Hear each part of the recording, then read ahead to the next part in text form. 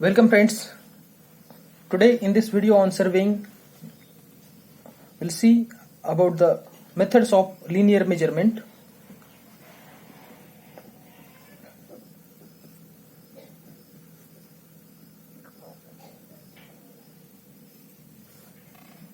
There are three types of linear measurements. First of which is direct measurement, second indirect measurement, and the third one is electronic method. The second method, that is indirect measurement method, is also called as optical measurement method.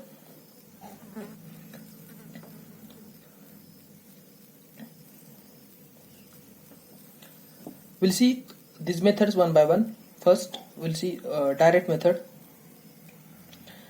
In the direct method we'll measure the distances or the directions by using tape or chain.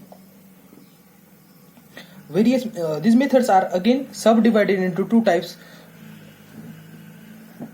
that are, first one is approximate method and the second method is chaining or taping.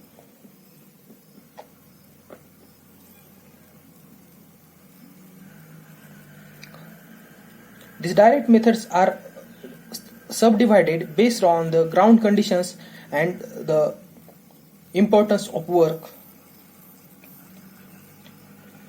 We'll see what are the types of approximate method which are used for measurement of distances.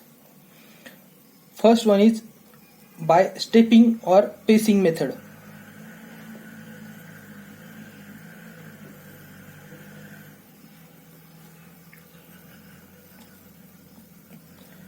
In this method, the distance is measured for the rough and speedy. Distance is measured in the primary work. This method is used for rough and speedy work. Distances are measured by stepping, that is by counting the number of working steps of a man. This method is generally employed in the cases of reconnaissance survey, that is the preliminary surveys.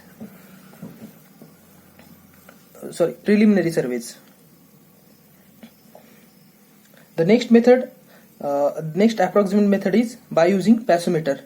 It is a small instrument just like a stopwatch. With this instrument we have to measure the distance. The second method was paciometer.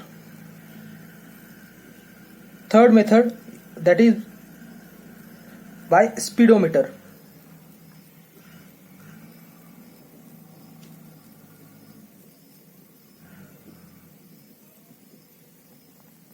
This instrument or this method is very well known to us because every automobile has a speedometer for measuring the distance. So we can directly run any vehicle from one point to other point, or we can just calculate the distance by using speedometer only. So this is how approximate methods are used to measure the distance. After this we'll see the chaining or taping. In chaining or taping method, the main instruments are used as chain or tapes. So we have discussed regarding tapes in the previous video, Today we'll also discuss regarding chain. First of all, we'll take introduction of types of chain, and then later on we'll discuss how to measure the distance with chain or tape on horizontal ground. So we'll see what are the types of chains. First one is ingenious chain. First of all, I will introduce what is chain. Chain is a metallic instrument which is used for measurement of distances. It is having one handle, brass handle at one end like this, and it is joined with links and rings. So after each link, this is called as link, this portion which I am drawing, this is after one link there are three rings which provides flexibility to this chain. So like this chain is formed. Again it will have one link here, and then it will have chain three rings. So these three rings provided maintain the flexibility of chain, and each of this link has a length of 20 centimeter for standard metric chain.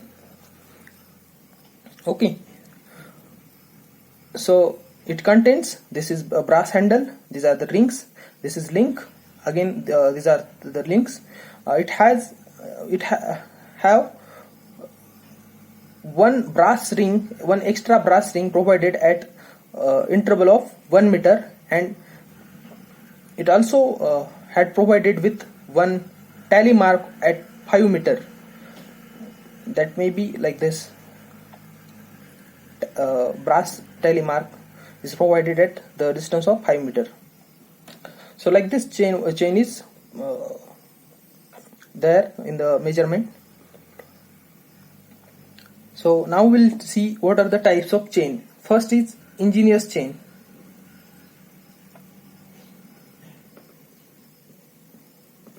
Ingenious chains are used to measure the distance. It is 100 feet long,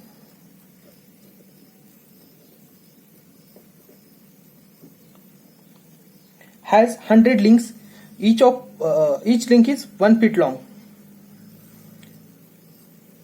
At every 10 link, one brass tag is provided for the for guiding the measurement. So this is about ingenious chain. Second type of chain is Gunter's chain.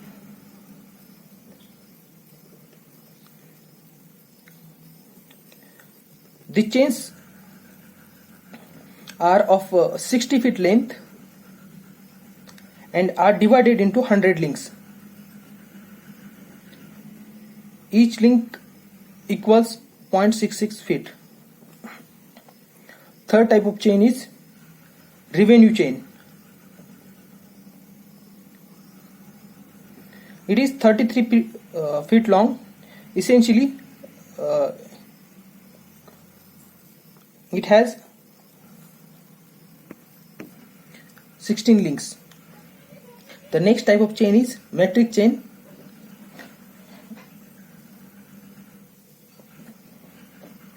Metric chains are available in the length of 5 meter, 10 meter, 20 meter and 30 meter. In order to enable the reading of fractions of chain without any difficulty, tallies are fixed at every meter length for chain of 5 meter, 10 meter and at every 5 meter length for chain of 20 meter and 30 meter. So this is about the metric chain. We have already discussed the types of the tapes. Now we'll see how to measure the distance, horizontal distance, by using chain. In chaining operation, we require some instruments like arrow, chains, pegs. Pegs are used for denoting or for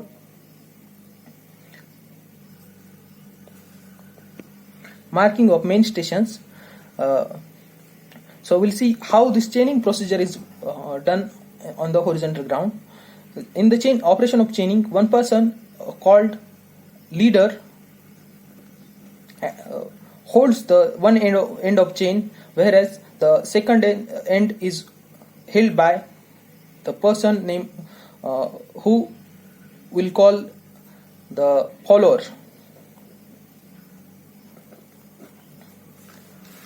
Suppose we have to measure the distance from point A to point B in this chaining operation with a chain of 20 meter. In this case, the leader will hold the one end of chain and he will mark the point A with one end of chain. The follower will mark point A with one end of chain. This is the guideline which is provided for measurement of length. The leader will take the another end of chain and he will reach to the point. Leader will have some arrows in his hand. He will mark one point at this point. After straightening the chain, he will mark the point with arrow at this place, and he will move forward by taking the chain, one end of chain, whereas the follower will follow to him and he will reach to this point. And he will mark this point, and the leader will mark the next point, that is this. We'll call this point as C and this point as D. Leader will again put one arrow here for the reference of follower. When the follower reaches to this point and he takes the measurement at this point, he will collect this arrow and he will follow the leader and he will mark the next point D. Simultaneously, the follower will move towards the next point and he will mark the succeeding point, that is E, and he will mark one arrow here. So when this length measurement will be complete, the follower which is standing at this place will collect this arrow also and he will move towards the next point. Simultaneously, the leader will move again to the next point and he will mark this point with arrow. When this measurement will be completed, follower will take this arrow and he will move towards this point, and they will complete the final measurement. In this process, the total distance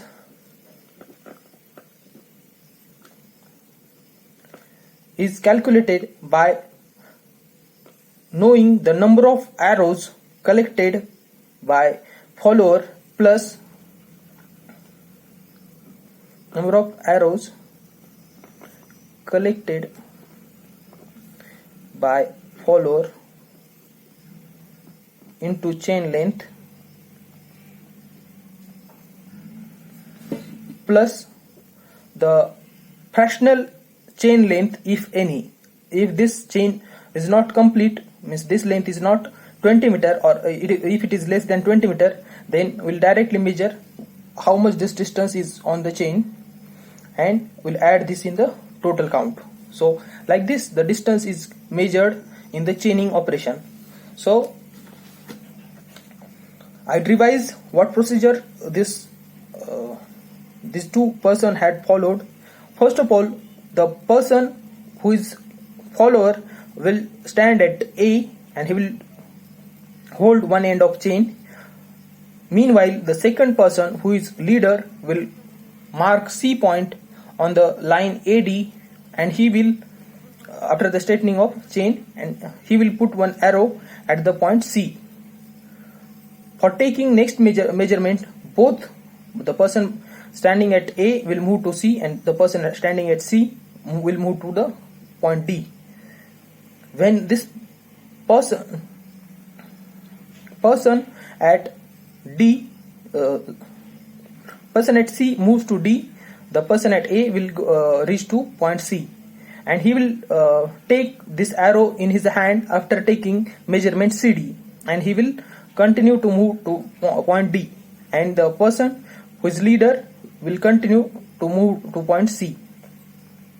After taking this measurement, again follower will collect this arrow and he will move toward the point C. But after taking this, meanwhile the leader will follow the next point. So in this process, the distance is measured like number of arrows collected by follower into chain length plus fractional length of chain at the last measurement, if any. Okay. So this is how the chaining operation is done on the flat horizontal ground. In this chaining operation, to reduce the work, we should know how to unfold the chain. So there is a standard procedure for unfolding and folding the chain. First of all, I will explain how to unfold the chain. When the chain is folded in a bunch like this, we have to take two brass handles in one hand and the other part of chain in the second hand. Then the brass handles are kept firm in one hand, and the other part of chain is thrown away with other hand. So this is how we'll unfold the chain. Whereas in the process of folding, we'll fold the chain from the center link by joining two links. So folding should be started from the center of chain. Why this procedure has been introduced? Because we wanted to save the time in our field, because we are investing our money in the work, and we wanted to complete the work in less time. So because of that, we'll try to minimize the time required for work, because as we'll save the time, the labor cost will also be saved. So that's why this standard procedures are given for the reduction of time. If you follow this standard procedure, you will get the measurement with minimum error in minimum time. In this video, I have also used the instrument named arrow. I wanted to explain some more about the arrows. As I know that you have gone through these instruments in the first year, but also I wanted to revise that part. Arrows are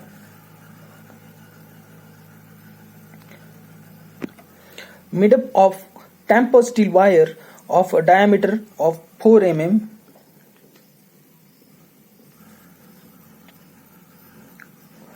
One end of arrow is bent into a ring of diameter 50 mm, and the other end is pointed. So I'll try to draw the diagram of arrow like this. One is bent into ring,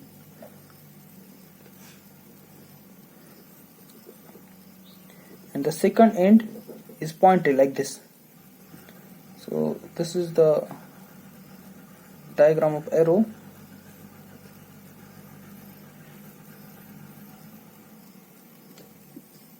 These are used for pointing the ground, for denoting or marking the ground points. This is 50 mm dia. Thickness of this bar is 4 mm, or diameter is 4 mm. The overall height of arrow is generally kept, which is 400 mm.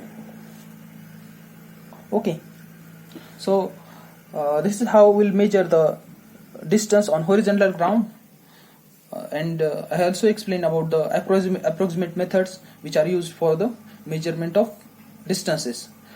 Next methods are there, like optical distance measurement and electronic methods. In the optical method of measurement, we'll use some optical instrument for measurement of distances. We are going to see these instruments in the next chapter, so I will not explain that. Also, we'll see about the electronic instruments which we are using for the measurement of distances. So we'll not take that portion in this video. Thank you for watching this video. We'll meet again in the next video.